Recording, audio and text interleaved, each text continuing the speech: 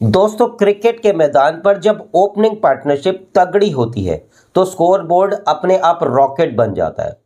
सही कहा ना। एक तरफ होता है अनुभवी बल्लेबाज जो क्रिकेट की क्रीज पर टिक कर एस्टेब्लिश रन देता है, और दूसरी तरफ होता है एक युवा खिलाड़ी जो अपनी एमर्जिंग मोमेंटम से चौके छक्के लगाता है। सोचिए, अगर यही परफेक्ट पार्टनरशिप आपके इन्वेस्टमेंट पोर्टफोलियो में हो जाए तो। जब हम सिर्फ लार्ज कैप कंपनियों में पैसा लगाते हैं तो हमें स्थिरता तो मिलती है, लेकिन बहुत हाई रिटर्न का पोटेंशियल थोड़ा कम हो जाता है। वहीं दूसरी तरफ अगर सिर्फ मिड कैप में जाए तो ग्रोथ की रफ्तार तो तेज होती है, लेकिन उतार चढ़ाव यानी वोलैटिलिटी दिल की धड़कनें बढ़ा देती है।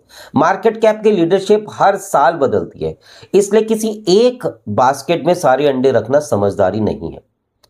इसी का सॉलिड और बैलेंस सॉल्यूशन लेकर आया एक नया NFO, the wealth company large and mid cap fund NFO. ये एक ओपन एंडेड इक्विटी स्कीम है जो सेबी के नियमों के अनुसार कम से कम 35% लार्ज कैप पर और 35% मिड कैप स्टॉक्स में निवेश करेगी।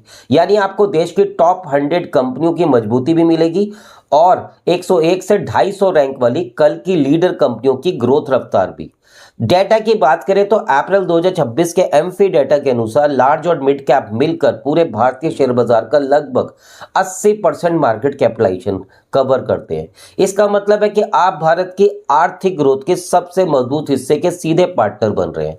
अब आप सोचेंगे इस फंड में खास क्या है।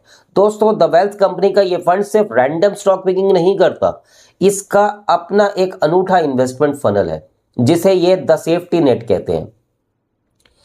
लगभग 5500 लिस्टेड कंपनी के यूनिवर्स में यह system governance filter, profitability filters और फंडामेंटल स्कोरिंग का इस्तेमाल करके केवल 40 से 50 बेहतरीन स्टॉक्स का पोर्टफोलियो तैयार करता है। इसका मकसद सीधा है, aim for avoiding accidents, microscopic research से ऐसी कंपनियों से बचना जिनके कॉर्पोरेट गवर्नेंस या खातों में गड़बड़ी हो। और सबसे अच्छी बात, इस फंड हाउस के बोर्ड में देश के जाने माने रिटायर्ड आईएएस और आईआरएस अधिकारी शामिल हैं जो बेहतरीन कॉर्पोरेट गवर्नेंस सुनिश्चित करते हैं। अब अगर इस फंड के एनएफओ डेट्स की बात करें तो यह फंड 21 मई 2026 को लॉन्च होगा और 5 जून 2026 को खत्म हो जाएगा।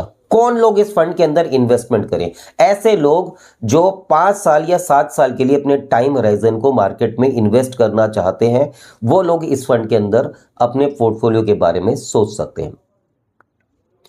तो दोस्तों, आज के लिए बस इतना ही। एक नए फंड के साथ फिर से मैं आपके सामने आऊंगा। जय हिंद।